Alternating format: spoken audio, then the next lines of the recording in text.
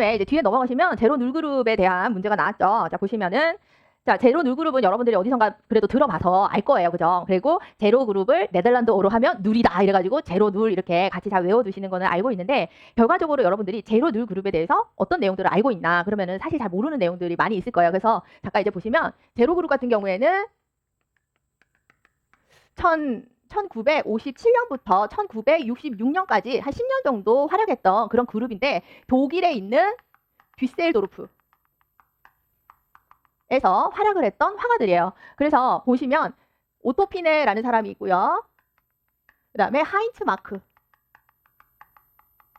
그리고 킨터위크.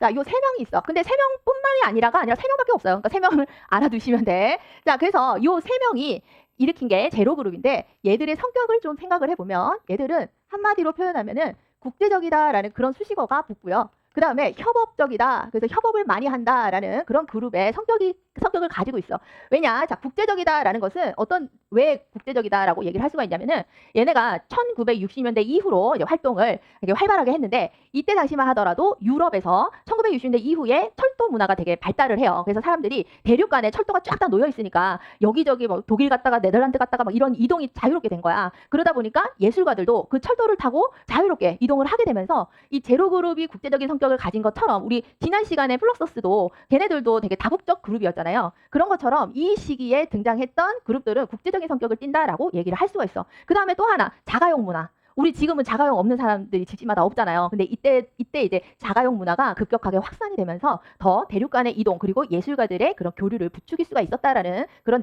내용이 좀 있습니다. 그 다음에 또 하나 협업을 많이 했다라고 되어 있는데 협업 같은 경우에는 이런 게 있어. 방금 말씀드린 것처럼 얘네들은 그룹의 회원이 딸랑 3명이에요. 그런데 얘들은 10개국의 40명의 예술가들과 같이 그룹 전시를 합니다. 그 정도로 교류를 되게 활발하게 했던 그룹이다라고 얘기를 할 수가 있어. 그래서 영향 관계에 있어서 이 그룹들하고 좀 긴밀한 관계가 있다라고 하는 예술가가 누가 있느냐? 이브 클랭이 있고요. 그 다음에 오늘 피에르 만초니. 오늘 저기 뒤에 나왔잖아요. 그죠? 자, 그 다음에 또 장 팅겔리. 이런 분들하고 되게 연관이 있었어. 자, 이브 클랭 같은 경우에는 비물질화 사상,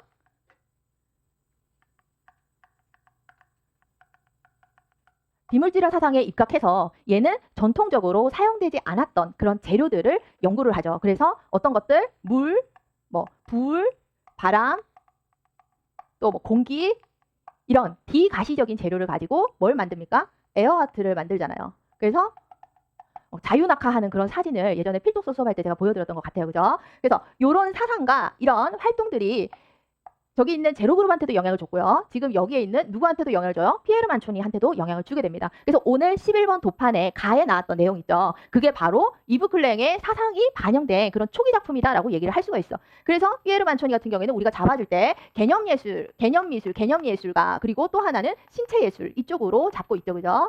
자, 그래서 영향관계를 바로 얘기를 할 수가 있고 또 여기 있는 이제 장 팅겔리 같은 경우에는 이브 클랭과 함께 이제 당시의 신사실주의 화가이기도 하지만 이때 자동파괴 예술 자동파괴적 예술이라 그래서 결과적으로 과학과 기술의 결합 이런 것들을 모색을 했죠. 자, 그러다가 나중에 누구한테까지 영향을 주느냐? EAT의 중추 역할을 하게 된다. 자, EAT 같은 경우에는 여기에서 주장하는 게 예술가와 엔지니어의 협업을 추구해요. 그래서 1967년부터 활동을 하게 되는데 여기에 중심인물 누가 있습니까? 존